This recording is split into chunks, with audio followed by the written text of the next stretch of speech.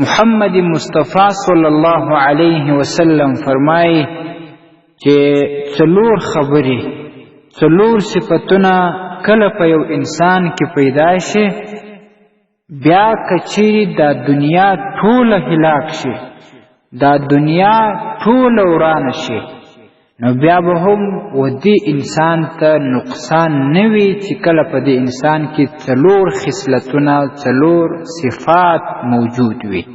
اول صفت دا چې د امانت حفاظت به ته کوې، په تا کې به دا صفت موجود وي چې هر وخت ستا لاس ته هر قسمه امانت ورسیږي، ته به د هغه حفاظت کوې، په امانت کې به خیانت نه کوې. نن سبا دي ټول انسانان په دې خپل ګریوان کې وګوري چې د دوی سره د امانت څومره خیال سته، دوی د امانت څومره حفاظت کوي.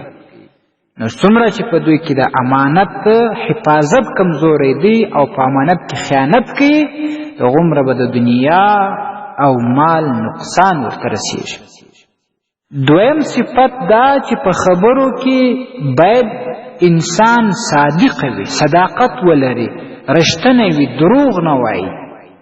بیا دې هم انسانان په دې خپل ګریوان کې وګوري چې په روزانه ژوندون کې، په کاروبار کې، د خلکو سره، د معاشرې سره، د خپل اهل قریبانو سره زه څومره خبرې رښتیا کوم او څومره دروغ کوم.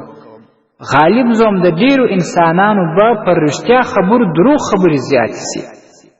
نو کله چې انسان کې دا صفت موجود وي چې هغه په خبرو کې دروغ نه وایي، ټولې خبرې رښتیا کوي، د دې انسان دنیا ته به رب العزال نقصان نه رسوي. دریم دا چې ته باید ښه اخلاق ولرې. که چیرې ته بد اخلاقه یې، نو ستا رزق به هم کم وي او د دنیا د خلکو سره، د خپل اقرباو سره به ستا عزت هم نه وي. نو ته باید په خپل ځان کې دا یو صفت پیدا کړې چې ستا اخلاق ښکلي وي. څلورم صفت دا چې ته څه خورې، په خپل اولاد باندې څه خورې، دا به حلاله نفقه وي، دا به حلاله روزي وي. که ته چیرې دا نه ګورې چې حلاله ده که حرامه، هسې خپله هم خورې، په اولاد باندې هم خورې، بچانو باندې خورې، نو دا به ستا و مال ته ډېر نقصان ورسوي. دا عمل ستا و دنیا ته ډېر زیانمن او نقصانمن دی. نو دا څلور صفات که انسان په خپل ځان کې پیدا کړي، د امانت حفاظت، په خبرو کې رښتینولي، صداقت او ښه اخلاق، حسن خلق، څلورم شی دا چې حلال روزي، نو دې انسان ته به الله رب العزال نقصان نه رسي. حتی روایت کې دا راځي که ټوله دنیا هم ورانه سي، الله به وده ته نقصان ونه رسي.